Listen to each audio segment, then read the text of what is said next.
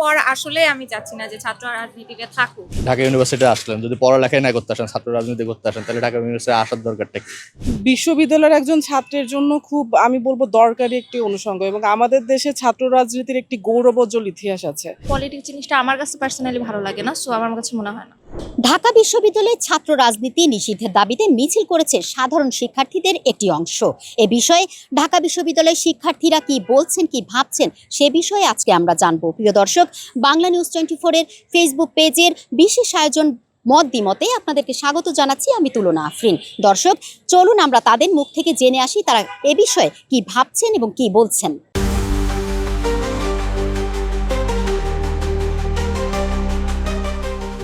না, আমি আপাতত ছাত্র রাজনীতি চাচ্ছি না, কারণ জুলাই আন্দোলনের পর আসলে আমি চাচ্ছি না যে ছাত্র রাজনীতিতে থাকুক।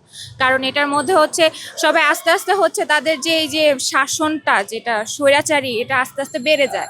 তো আমি আমার মতে মনে করি যে ছাত্র রাজনীতি না থাকাটাই বেটার, কারণ আমরা শিক্ষা প্রতিষ্ঠানে পড়তে আসছি, আমাদের মেন মানে উদ্দেশ্যটাই থাকা উচিত হচ্ছে পড়ালেখা নিয়ে।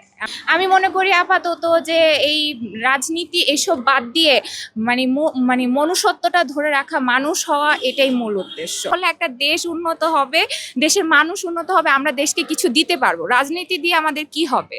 ছাত্র রাজনীতি তো ইললজিক্যাল, এটা থাকা তো উচিত না। আপনাদের ক্যাম্পাসে স্টুডেন্ট আসবে পড়ালেখা করতে, এখন এখানে আসি যেমন এখন ধরেন ছাত্র রাজনীতি আছে, তারা পড়ালেখা না করে চলে যায় অমুক ভাইয়ের পিছনে, তমুক ভাইয়ের পিছনে।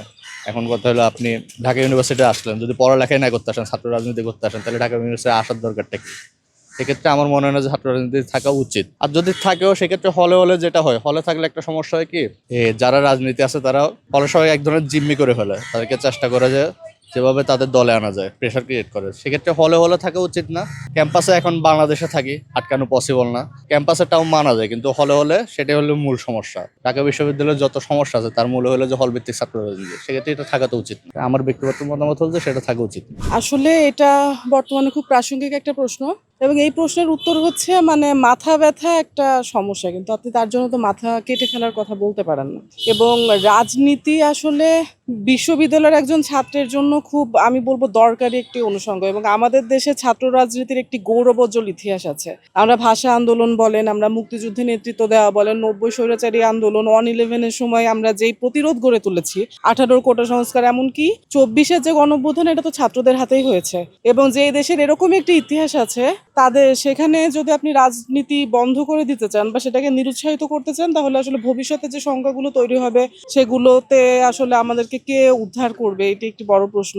এবং আমি মনে করি যে রাজনীতিটা একটি মানে সুস্থ রাজনৈতিক চর্চা আমাদের সবার জন্য কল্যাণ বয়ে আনবে, কিন্তু আমরা বিগত সময়ে দেখেছি গণরুম, গেস্টরুম, নির্যাতন, এবং যেই কারণে আসলে রাজনীতি বন্ধের দাবিগুলো আসছে। তাহলে ওই দাবি মানে ওই সমস্যাগুলোকে অ্যাড্রেস করে ওগুলো বন্ধ করেন, যে কোনো গণরুম থাকবে না, কোনো গেস্ট রুম থাকবে না, কোনো সিনিয়র জুনিয়রকে ডমিনেট করবে না, এবং একজন ফার্স্ট ইয়ারের একজন স্টুডেন্টের যে স্ট্রাগলটা এবং যেটাকে আসলে ক্যাশ করে এই মানে পেশি শক্তি কেন্দ্রিক যা রাজনীতিগুলো চলছিল সেটি বন্ধ করে দেন। আপনি পুরো ইউনিভার্সিটিকে দায়িত্ব নিতে বলেন যে তার হচ্ছে থাকা খাওয়ার ব্যবস্থা, বা তার যদি কোনো অর্থনৈতিক হেল্প লাগে, তাকে ছোটোখাটো আমরা রিসার্চের কাজ বা যে কোনো কিছু তাকে ব্যবস্থা করে দেওয়া, টিউশনি, যাতে সে চলতে পারে, তাকে এই সাপোর্টটা কিন্তু চাইলে দেওয়া যায়। কিন্তু আসলে আমাদের খুব করুণ বাস্তবতা হচ্ছে, আমাদের এই পেশি শক্তি কেন্দ্রিক রাজনীতিতে সবাই ম্যান পাওয়ার চায়, এবং এই একজন ফার্স্ট ইয়ারের একজন ছাত্রের অসহায়তাটাকেই আসলে পুঁজি করেই আসলে ছাত্র রাজনীতির একটি মানে ক্যাম্পাস কেন্দ্রিক রাজনীতির যে আধিপত্য বিস্তার বা আরো নানান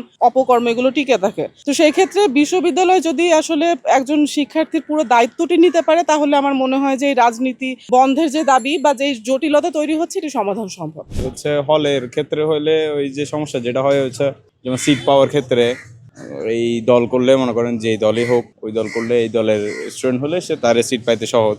অন্য যে বাড়ি দূরে সে আসলো, পাইলো না সিট, তো তার বাইরে থাকা লাগবে, গরিব ফ্যামিলির হতে পারে, তখন ওর জন্য এগুলা এখানে ঢাকা শহরের মতো এক্সপেন্সিভ শহরে থাকাটা আসলে অনেক কষ্টের হয়ে যাবে।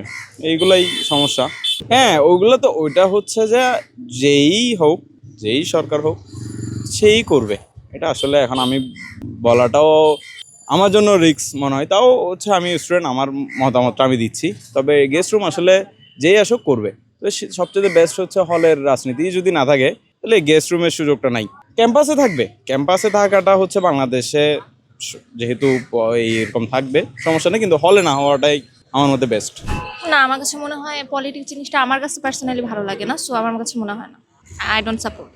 আমি ইলাবোরেটলি কিছু বলবো না, আমি পলিটিক্স নিয়ে আমার জ্ঞান খুবই ক্ষুদ্র, বাট ওভারঅল আমার কাছে মনে হয় পলিটিক্স জিনিসটা স্টুডেন্ট লাইফে ইনকর্পোরেট না করা উচিত। ঢাকা বিশ্ববিদ্যালয়ের শিক্ষার্থীদের সাথে কথা বলে এতক্ষণ জানতে পারলাম যে ঢাকা বিশ্ববিদ্যালয়ে ছাত্র রাজনীতি নিষিদ্ধের দাবিতে যেই প্রশ্নটি উঠেছে সে বিষয়ে কোনো কোনো শিক্ষার্থী বলছেন যে ছাত্র রাজনীতি আসলে ক্যাম্পাসে করা উচিত নয়, এবং কেউ কেউ বলছেন যে ছাত্র রাজনীতির প্রয়োজন রয়েছে। তুলনা আফরিন, বাংলা নিউজ 24, ঢাকা।